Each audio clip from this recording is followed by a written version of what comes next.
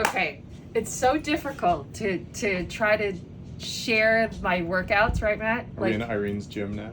this is my gym, and what I do is every You morning. spend a good chunk of time. I know, right? Yeah. So every morning when I wake up now, I have a new mindset change. When I open the door into this room, I say, "Hello, gym," and then it totally changes your mindset on like, "Oh, I don't want to run today," or "Oh, I don't want to." You greet the gym. I do, and then it becomes this like really happy place. Weird, but it works. Okay, so basically what I do is I wake up really early and I try to get my cardio in before everyone wakes up, because I find that makes it easier in terms of, I don't know, somehow doing it later really, like, it's hard on me. So that's done. So usually what I do is, and I will go through that, it's pretty complicated sometimes when you're thinking about it, but it's usually run, bike, and I do it every other day.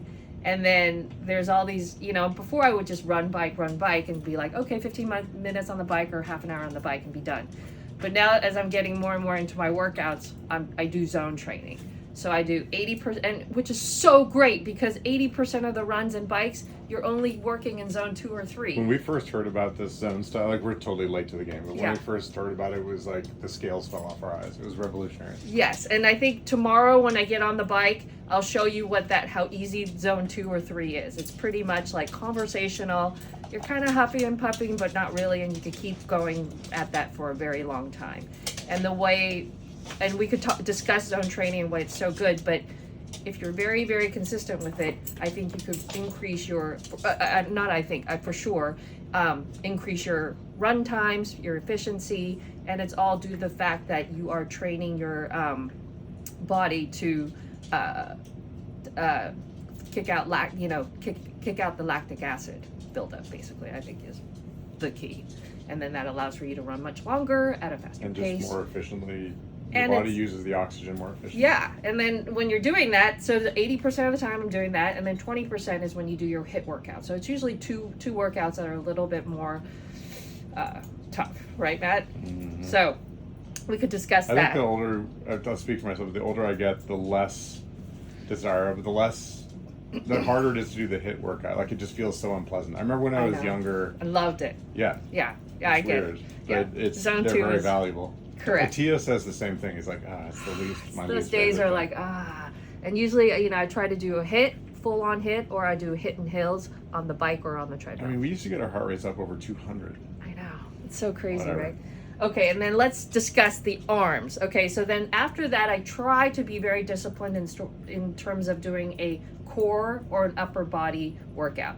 Usually that's like 15 or 20 minutes because I don't really have time. So usually this is the deal. I get up, I do my cardio. Then I time it correctly so that I feed everyone for breakfast, get them out the door, and then Matt and I each take one kid to school. Then we get back, and then I try to jam in my 10 to 15 minutes of upper arms or core before or after, or just sometime during the day. So it depends on when calls are, and maybe I'll get it in before the call or after the call. It's pretty crazy, but try to get it in. Consistency is the key. So this is the type of workouts that I like to do. We have a tempo machine, and you don't need the machine. You could also just get a tempo workout, or I find there's so many workouts on YouTube. So I like having some kind of a system because I can't freestyle it, and I don't, so I like doing this type of workout when I have time, where it's just all different parts of your arm, and it's not for a very long time. And for me, I only do about 10 pounds because I don't know, I like it like that. It allows for me to get the arms that I want, and I feel like I have the strength, but I'm not going to be lifting 50 pounds. And I think there's a lot of people who think that that's what you should do, but it doesn't really, and it depends on what works for you and what doesn't work for me. It doesn't work for me. I don't like lifting that much weight. So anyhow, so today, sometime today, I'm going to squeeze this in here, and it's like upper body, and then this one is great because it has a little bit of core in between, and honestly, that's what I do. So this one is just an Arnold's press, a lateral raise, reverse fly, some, upright rows, a little bit of planking, and that really, I feel like doing all different parts of your arm is, I think, how you get the definition that you're really looking for in your arms. And again, this is consistency every single day, you know. This is how many years to get these arms? I don't know, like it's been a while, right? Since the beginning of the pandemic? Doing it, yeah, like I can't remember. Maybe a little bit before the pandemic, but not. So 3 years. Or three or 4 years, did you say? Yeah. So anyhow, that's what's happening, and let's discuss it tomorrow when we do the cardio, okay? And we'll do it like step by step, and do 5 minutes. We'll just do a bunch of these, and then we'll put them all in one list so people can look Okay, so today I'm doing arms. I already did my running, and today I did do a tempo run. So I do have a system, and you know, I will honestly tell you, when I first started working out, there was no system. I just moved, and I think just have to start. Yes, and then as you get better and better at it, then that's when you get that's curious. a really good point. Don't get overwhelmed by, like, Irene's got it all organized. You got all these different things. That is not how we started. No.